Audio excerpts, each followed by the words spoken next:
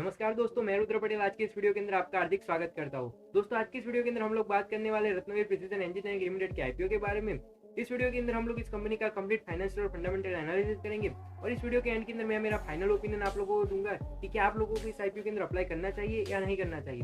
अगर आप लोग इस आईपीओ के अंदर अप्लाई करते हो तो क्या आपको लॉन्ग टर्म इन्वेस्टमेंट के लिए अप्लाई करना चाहिए या तो फिर सिर्फ और सिर्फ लिस्टिंग गेन के लिए आपको अप्लाई करना चाहिए। तो सारी की सारी बातों को जानेंगे आज के छोटे से वीडियो के अंदर। तो चलिए शुरू करते हैं आज के इस वीडियो को। तो मैं आ चुका हूँ यहाँ पर मेरी स्क्रीन के ऊपर। Incorporated in 2002 Ratnaveer precision engineering limited manufactures stainless steel finished sheets, vessels, solar roofing hooks, pipes and tubes. तो ये लोग यहाँ पर बेसिकली स्टेनलेस स्टील की मदद से ढेर सारे अलग अलग प्रोडक्ट्स बनाते हैं। फॉर एग्जांपल ये लोगों का हो गया सोलर रूफिंग हुक्स हो गए, पाइप्स हो गए, ट्यूब्स हो गए, फिर वेसल्स हो गए। तो ये वाइसर्स वगैरह और ऐसी ढेर सारी अलग अलग चीज़ें ये लोग बनाते हैं। इनके प्रोडक्ट्स का जो इस्तेमाल है वो ढेर सारी अलग अलग इंडस्ट्री वगैरह के अंदर होता है, जैसे कि ऑयल एंड नेचुरल गैस की हो गई इंडस्ट्री हो गई, या तो फिर आप लोग किचन अप्लायंसेस हो गए। यहाँ पर ढेर सारी अलग अलग चीज़ें, कंस्ट्रक्शन एंड बिल्डिंग हो गई। तो ऐसी ढेर सारी अलग अलग चीज़ों के अंदर अलग अलग सेक्टर के अंदर इनके प्रोडक्ट्स का इस्तेमाल होता है। तो वो कंपनी के लिए एक बहुत ही अच्छी चीज़ यहाँ पर हो जाती है। तो अब हम लोग बात कर लेते हैं आईपीओ की इंपॉर्टेंट डेट्स की। तो यहाँ पर आईपीओ 4 सितंबर को चालू हुआ है और कल 6 सितंबर को ये आईपीओ क्लोज होने वाला है। अगर फेस वैल्यू की बात की जाए तो 10 रुपीज़ पर शेयर की यहाँ पर फेस वैल्यू रखी गई है। वही अगर प्राइस बैंड की बात की जाए तो 93 से लेकर 98 रुपीज़ पर शेयर का यहाँ पर इनका प्राइस बैंड है। और रिटेल कैटेगरी के अंदर जनरली हमें कट ऑफ प्राइस सिलेक्ट करना होता है और एचएनआई कैटेगरी के अंदर हमें जो टॉप का प्राइस होता है वही सिलेक्ट करना होता है। अगर लॉट साइज की बात की जाए तो 150 शेयर का यहाँ पर इसका लॉट साइज है। अगर टोटल इशू साइज की बात की जाए कि इतनी साइज का ये आईपीओ आ रहा है तो ये 165 करोड़ का यहाँ पर इनका टोटल इशू साइज, उसमें से भी 135 करोड़ का यहाँ पर इनका फ्रेश इशू है। वही 29 करोड़ का यहाँ पर इनका ऑफर फॉर सेल है। और ये एक बुक बिल्ड इशू आईपीओ है और इसकी लिस्टिंग एनएससी और बीएससी दोनों के ऊपर होने वाली है। वहीं पर हम लोग ये देख लेते हैं कि भाई इस आईपीओ के अंदर किस कैटेगरी के अंदर कितना यहाँ पर स्टेक ऑफर किया गया है। तो यहाँ पर एंकर इन्वेस्टर की कैटेगरी के अंदर 30% स्टेक ऑफर किया गया है। वही क्यूआईबी कैटेगरी के अंदर 20% स्टेक ऑफर किया गया है। वही एचएनआई कैटेगरी के अंदर 15% स्टेक ऑफर किया गया है। वही रिटेल कैटेगरी के अंदर 35% जितना स्टेक यहाँ पर ऑफर किया गया है। तो मतलब कि एचएनआई कैटेगरी के अंदर इस आईपीओ को लगने के चांसेस थोड़े कम है। वही रिटेल कैटेगरी के अंदर यहाँ पर आईपीओ के लगने के चांसेस थोड़े से ज़्यादा है, क्योंकि यहाँ पर इनके पास में जो स्टेक है वो थोड़ा सा यहाँ पर ज़्यादा ऑफर किया गया है। तो हम लोग कर देते हैं कंपनी का फाइनेंशियल एनालिसिस। तो अगर एसेट्स की बात करें तो कंपनी के एसेट्स के अंदर ईयर ऑन ईयर काफी अच्छी ग्रोथ देखने को मिली है, क्योंकि 2021 के अंदर इनके पास में 255 करोड़ के एसेट्स थे। लास्ट फाइनेंशियल ईयर 2023 के अंदर इन लोगों के पास में 389 करोड़ के यहाँ पर इनके एसेट्स थे। अगर रेवेन्यू की बात करें तो रेवेन्यू के अंदर भी ईयर ऑन ईयर काफी अच्छी ग्रोथ हमें देखने को मिली है। भाई अगर प्रॉफिट आफ्टर टैक्स की बात करें तो प्रॉफिट आफ्टर टैक्स करीब 5 गुना हो चुके हैं, क्योंकि 2021 के अंदर इनका प्रॉफिट जो है वो 5 करोड़ का था। लास्ट फाइनेंशियल ईयर 2023 के अंदर इनका जो प्रॉफिट है वो 25 करोड़ का हो चुका है। तो प्रॉफिट जो है काफी अच्छी तरीके से ग्रो हुआ है पिछले 3 सालों के अंदर। वही अगर नेटवर्क की बात की जाए तो नेटवर्क भी काफी अच्छे तरीके से ग्रो हुई है। उसी के साथ साथ यहाँ पर रिजर्व और सरप्लस जो है वो भी यहाँ पर बढ़े। लेकिन यहाँ पर एक रेड फ्लैग हो जाता है कि भाई इस आईपीओ के अंदर जो बोरोइंग है वो भी यहाँ पर साथ ही साथ बढ़ी है। तो वो एक यहाँ पर बहुत ही गलत चीज हो जाती है, एक नेगेटिव पॉइंट हो।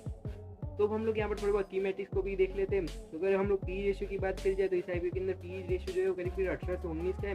लेकिन मैंने दूसरी 2-3 वेबसाइट के अंदर भी चेक करा है तो हर जगह पर थोड़ा बहुत अलग यहाँ पर पी रेशियो बता रहे हैं। कुछ वेबसाइट के अंदर 13-14 का पी बता रहे हैं, यहाँ पर 19 के आसपास पी बता रहे हैं। तो पी रेशियो जो है वो उतना के आसपास में बता रहे हैं। तो करीब आप लोग 15 से 16 का यहाँ पर पी रेशियो मानकर चलिए। अगर मार्केट कैप की बात करें तो 475 करोड़ की यहाँ पर कंपनी की मार्केट कैप है। तो कंपनी बहुत ही छोटी सी स्मॉल कैप कंपनी है। तो एक बहुत ही अच्छी चीज हो जाती है कि इन लोगों के पास में फ्यूचर के अंदर ग्रोथ की अपॉर्चुनिटी काफी ज्यादा है। प्लस साथ ही साथ ये लोग जो आईपीओ है वो काफी ज्यादा कम वैल्यूएशन के ऊपर, एक अंडर वैल्यूएशन के ऊपर ये लोग आईपीओ लेकर आए हैं। तो वो भी हमारे लिए अच्छी चीज हो जाती है।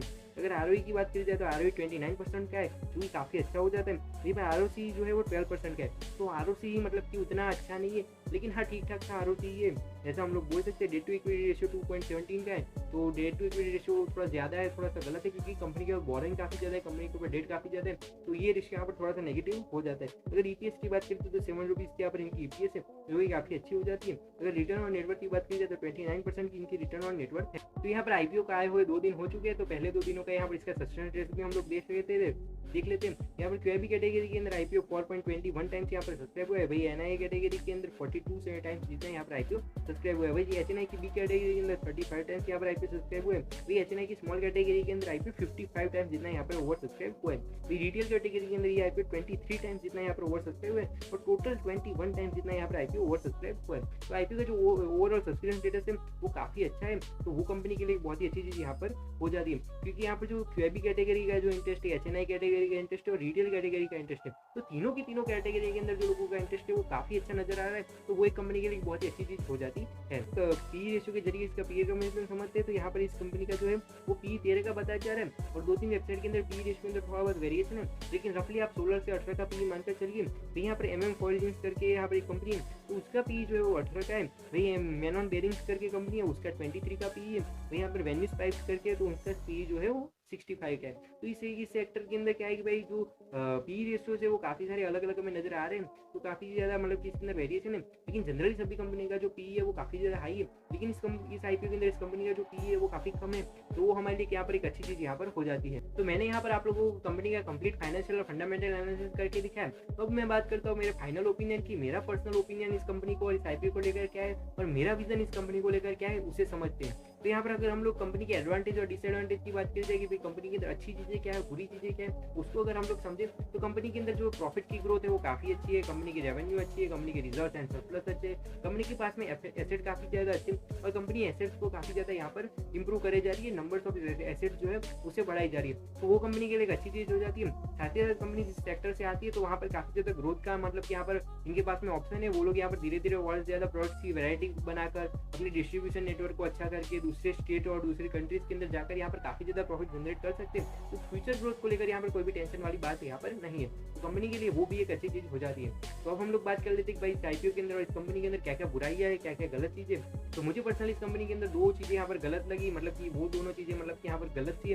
तो यहाँ पर सबसे पहली चीज़ तो यही है कि भाई इन लोगों का जो बॉलिंग है वो ईयर ऑन ईयर काफ़ी ज़्यादा बढ़ता जा रहा है, तो वो भी यहाँ पर एक कंपनी के लिए बुरी चीज़ हो जाती है। और दूसरा यहाँ पर कंपनी को लेकर लॉस पॉइंट या माइनस पॉइंट हम लोग मान के चलते हैं, तो वो ये है कि भाई ये लोग स्टील और आयरन के सेक्टर से आते हैं, और ये सेक्टर जो है वो काफ़ी ज़्यादा साइक्लिक सेक्टर है। तो यहाँ पर कुछ साल ऐसे रहते हैं कि भाई अच्छा खासा प्रॉफिट रहता है, कुछ साल ऐसे रहते हैं कि थोड़ा बहुत लॉस हो जाता है।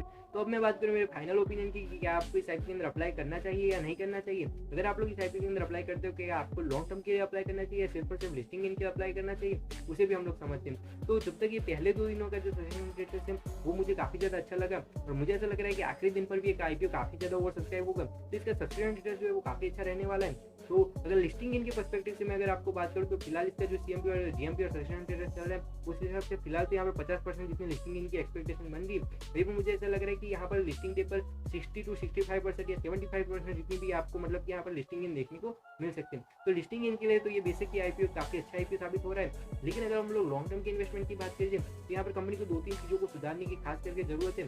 तो अगर वो लोग उन चीज़ों को अच्छा कर देते हैं तो कंपनी के लिए बहुत ही अच्छी चीज़ हो जाती है। और हाँ, इस सेक्टर के अंदर और इस कंपनी के पास में काफ़ी ज़्यादा ग्रोथ अपॉर्चुनिटी है। आप लोगों को इस कंपनी के बारे में लॉन्ग टर्म के लिए भी एक बार जरूर से सोचना चाहिए, क्योंकि लॉन्ग टर्म के अंदर भी ये कंपनी अच्छा परफॉर्म कर सकती है। और हाँ, मेरा ये पर्सनल ओपिनियन सिर्फ और सिर्फ एजुकेशन पर्पस के लिए, मैं आपको यहाँ पर कोई भी इन्वेस्टमेंट की एडवाइजमेंट या टिप वगैरह नहीं दे रहा हूँ, तो आप इस वीडियो को उसी तरीके से कंसिडर कीजिए। और हाँ, मैं कोई भी सेबी रजिस्टर्ड इन्वेस्टमेंट एडवाइजर या रिसर्च एनालिस्ट नहीं हूँ। आई होप कि आपको वीडियो अच्छा लगा होगा, अच्छा लगे तो लाइक करें, कमेंट करें, शेयर करें, अगर चैनल पर नए तो सब्सक्राइब कीजिए। मैं मिलता हूँ आपको ऐसे वीडियो के साथ, तब तक के लिए बाय बाय, जय हिंद, वंदे मातरम।